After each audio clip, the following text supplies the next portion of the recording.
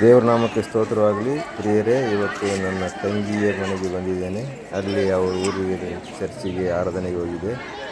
ಇವಾಗ ನೀವು ನೋಡ್ತಾ ಇರೋದು ನಮ್ಮ ತಂಗಿಯವರ ಊರಿನಲ್ಲಿರುವಂಥ ಚರ್ಚ್ ಆಗಿದೆ. ಸುಮಾರು 150 ಕುಟುಂಬಗಳು ಇರುವಂಥ ಸಭೆಯಾಗಿದೆ. 150 ಕುಟುಂಬದವರು ಎಷ್ಟು ಚೆನ್ನಾಗಿ ಬ್ರಹ್ಮಾಂಡವಾದ ಒಂದು ಸಭೆಯನ್ನು ಕಟ್ಟಿ ಅವರು ಆರಾಧನೆ ಮಾಡ್ತಾ ನೋಡಿ. ಆ ಊರ ಜನರಿಗೆ ನಾನು ನೋಡುವಾಗ ಆಲಯದ ಅಭಿಮಾನ ಭಾಳ. ಅವರು ಚರ್ಚ್ ವಾರ್ಷಿಕೋತ್ಸವವನ್ನು ನೋಡುವಾಗ ಊರಿನ ಜನರು ಎಲ್ಲರೂ ಬಂದು ಅವರ ಊರಿನಲ್ಲಿ ತಾವು ಬೆಳೆದಿರೋಂಥ ವ್ಯವಸಾಯದಲ್ಲಿ ಆದಾಯದ ಮುಖಾಂತರ ಮತ್ತು ಅವರು ತೆಂಗಿನ ಗೊನೆಗಳನ್ನು ಮತ್ತು ಬಾಳೆ ಗೊನೆಗಳನ್ನು ತಂದು ಅಲಂಕಾರ ಮಾಡಿ ಭಾಳ ವಿಜೃಂಭಣೆಯಿಂದ ಚರ್ಚ್ ಹಬ್ಬವನ್ನು ಮಾಡುತ್ತಾರೆ.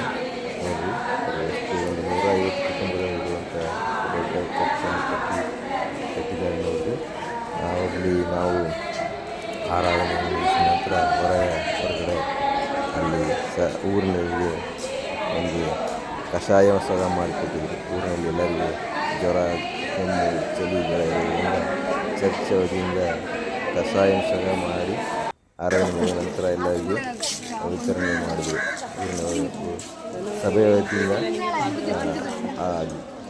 ಒಂದು ಕಷಾಯವನ್ನು ಸಹ ಮಾಡಿ ಜನರಿಗೆ ಕೊಟ್ಟದನ್ನು ನಾನು ನೋಡಿ ಜನ ಕಷಾಯ ತಗೊಂಡು ನಾವು ಸಹ ದೇವರ ಆಲಯದ ವಿಷಯದಲ್ಲಿ ನಾವು ಭಾಳ ಆಸಕ್ತಿಯಿಂದಲೂ ಪ್ರೀತಿಯಿಂದಲೂ ಇರೋಣ. ದೇವರು ನಮ್ಮೆಲ್ಲರನ್ನು ಆಶೀರ್ವದಿಸಲಿ. ಆಮೇನ್.